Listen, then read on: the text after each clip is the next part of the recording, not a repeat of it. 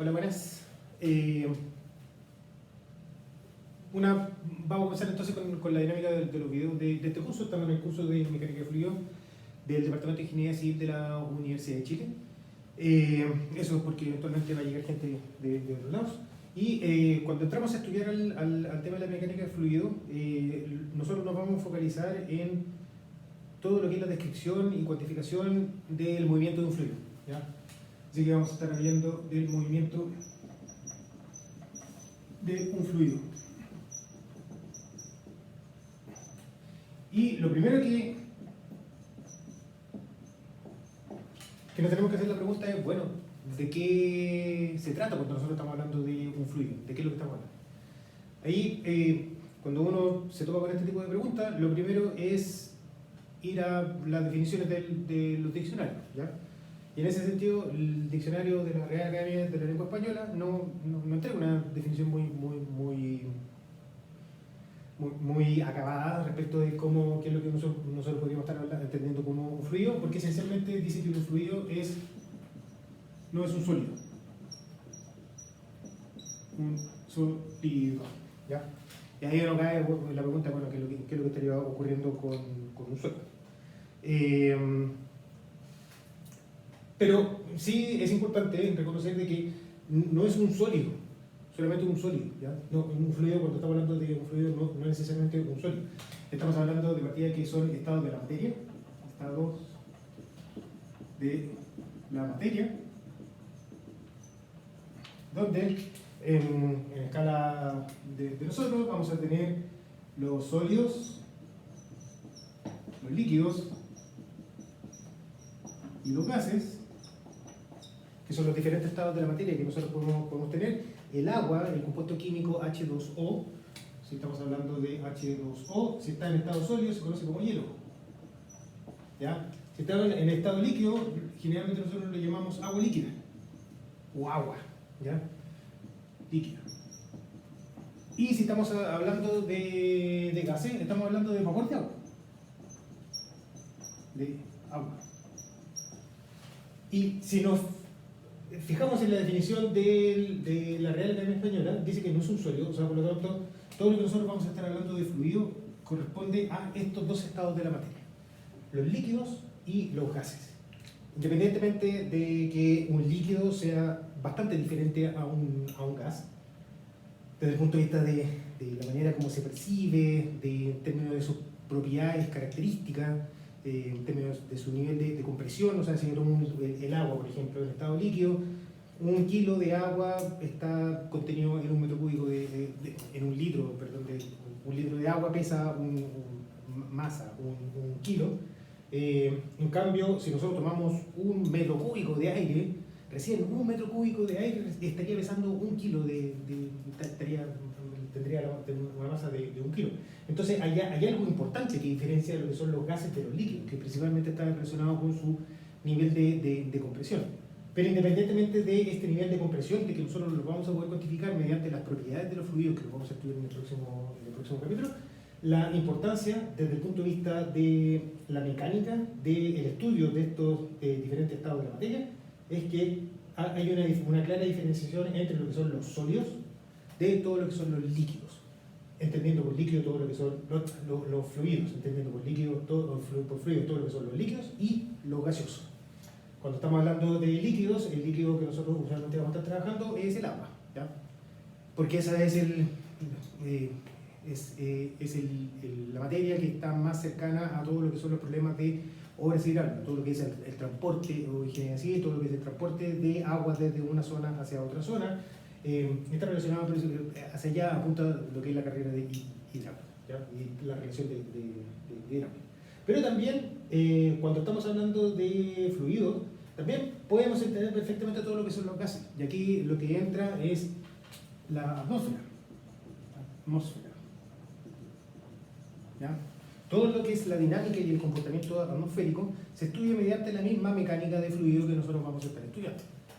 Hay algunas diferencias en términos de escala. Los problemas asociados de las escalas temporales y espaciales, si estamos hablando de problemas de líquido, nos vamos, por ejemplo, en algún minuto vamos a conocer la definición de caudal, que sería cuál es el volumen de agua que está cruzando por una cierta sección, por unidad de tiempo. Y nosotros nos podemos ir a, por ejemplo, el río Mapocho, ahora no es nada, ¿ya? Está menos de 1 metro cúbico por segundo. El río Maipo estará a unos 40 metros cúbicos por segundo, ¿ya? El caudal que está pasando por ahora. Entonces la escala en la cual nosotros nos vamos a estar midiendo los volúmenes y los caudales en problemas de ingeniería civil puede ser de cosas de litros por segundo, cosas relativamente chicas, litros por minuto, y caemos en la escala del agua, de la llave, a problemas ya más grandes como sería el escurrimiento acá en el río Maipo, en el Mapocho, que son relativamente chicos. Si nos vamos al Biobío, que ya entramos a los 800 metros cúbicos por segundo, ya 1000 metros cúbicos por segundo. Pero cuando entramos a, por ejemplo, todo lo que es la dinámica atmosférica, ahí ya los caudales son kilómetros cúbicos por segundo, o sea, son volúmenes que son enormes de aire o incluso agua, si entramos en la oceanografía, que son los que están siendo transportados mediante las mismas leyes que nosotros vamos a estar estudiando de la mecánica de fluido. Pero, como ustedes ya saben, hay cursos de mecánica de fluido y hay cursos de mecánica de sólido, ¿ya? Porque son dos cosas que funcionan absolutamente separadas. ¿Y cuáles son esas diferencias? Son principalmente dos diferencias. Aquí vamos a estar hablando de los fluidos. Fluidos. ¿Qué es lo que hacen los fluidos? Siempre están comprimidos. Entre paréntesis, no hay tracción. Tracción o la presión siempre va a ser una cantidad que es mayor que cero. Entonces la presión como fuerzas normales, ¿ya?, que tienden a tener comprimido el sistema. Si estamos hablando de un fluido, nosotros siempre tenemos que pensar de que el fluido siempre va a estar comprimido, nunca va a estar traccionado. Si yo tomo un lápiz, este lápiz eventualmente lo puedo traccionar, puedo separarlo, puedo tirar hacia afuera, que sería en el caso de los sólidos, donde los sólidos sí aceptan tracción. Y el ejemplo es una viga, o una viga. Si yo lo comienzo a afectar, toda la parte de arriba de la viga se me va a estar comprimiendo porque se me está aplastando, pero toda la parte de abajo de la viga se me va a comenzar a separar, ¿ya? Va a funcionar a tracción. Entonces, en el caso de los sólidos, sí, perfectamente puedo yo tener una combinación de compresión y tracción, incluso dentro de un mismo elemento, como sería una viga, pero en el caso de los fluidos siempre van a estar comprimidos, ¿ya? Por lo tanto, siempre va a haber fuerzas de compresión que van a estar actuando hacia abajo, hacia adentro, que van a tender a hacer que, de alguna manera, van a hacer de que este fluido se mantenga su forma o mantenga un volumen debido a estas fuerzas de compresión, ¿ya? No aceptan tracción. Y alguien me puede preguntar, bueno, pero ¿qué es lo que pasa con la jeringa?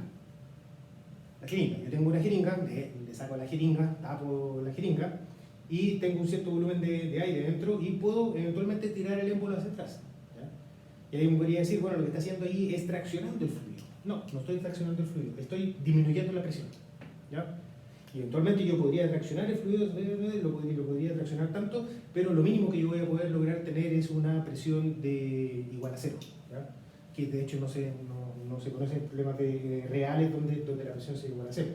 Y si ustedes lo quieren ver de alguna manera, se pueden acordar de termodinámico o algunos de esos cursos, de P por B es igual a nRT, ¿ya?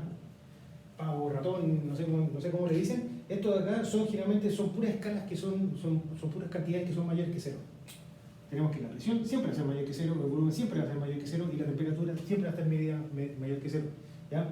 Y ahí aparece la definición de la temperatura de Kelvin, por ejemplo, el 0 grados Celsius. 0 grados Celsius, que es un valor que está definido desde el punto de vista teórico y se han acercado lo máximo posible, pero todavía no llegan al cero, ¿ya? De hecho, no se sabe si es que se puede llegar al cero.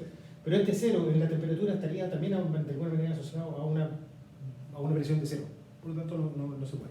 Y esta presión siempre va a ser mayor que cero, ¿ya? Este es en el caso de los gases ideales, pero en el caso de los líquidos también ocurre la misma dinámica. Entonces, esa sería la primera característica de que diferencia lo que son los fluidos de los sólidos, donde los fluidos no aceptan tracción, por lo tanto, siempre están comprimidos. Y la segunda diferencia es de que ante la acción de esfuerzo de corte, ante esfuerzos de corte,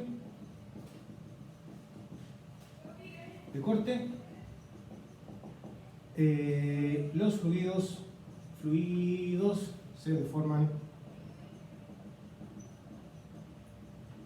continuamente.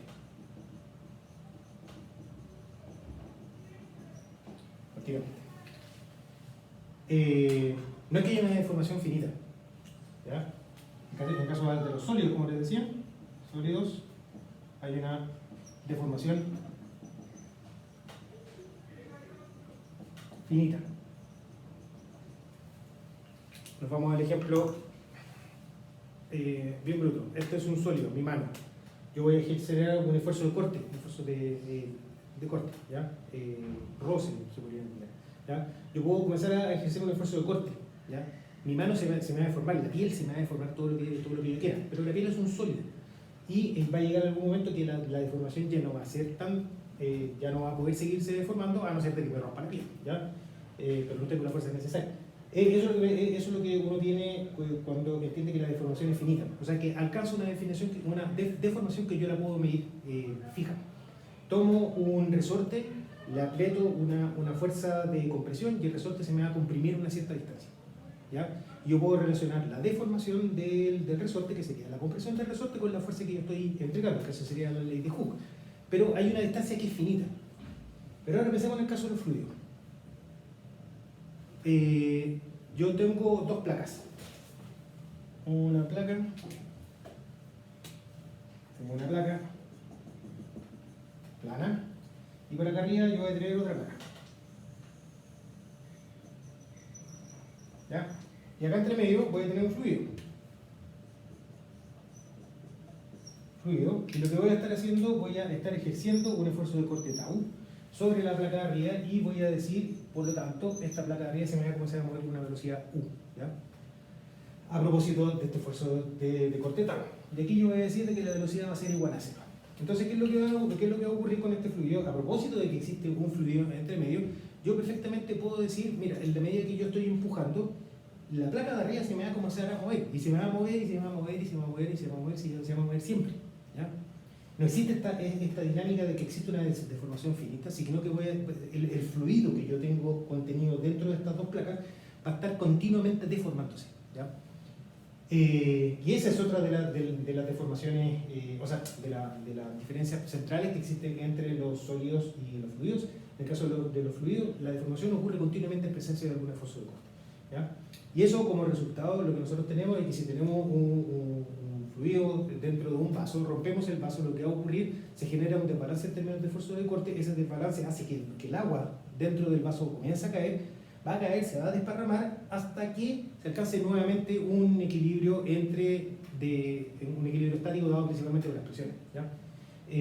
Pero en presencia de estos esfuerzos de corte, ¿qué es lo que va a ocurrir con el agua? Siempre se va a estar desparramando, ¿ya? No es como el caso de que si yo tuviera un hielo dentro de este vaso, rompo el vaso, el hielo eventualmente se me puede deformar un poquitito, pero el hielo se me va a quedar ahí.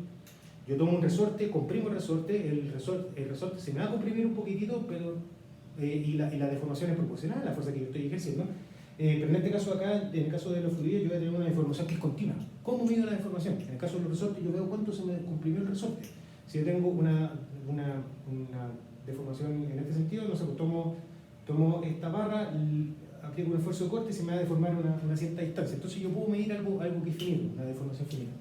En el caso de los fluidos yo no puedo medir, no existe el concepto de deformación porque siempre se me va a estar deformando, ¿ya? Y ahí lo que aparece como una variable relevante es la tasa de deformación. Tasa de deformación. Y me estaría diciendo cuál es la deformación por unidad de tiempo, que está muy relacionado con la velocidad, ¿ya? Que está muy relacionado con alguna de las propiedades del fluido que nosotros vamos a estar viendo, que se conoce la viscosidad, y también va a estar relacionado con el espesor entre las placas.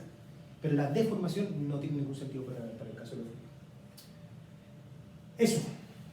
Como decía, mecánica de fluido, vamos a estar tratando de entender y cuantificar qué es lo que pasa con el movimiento de fluido.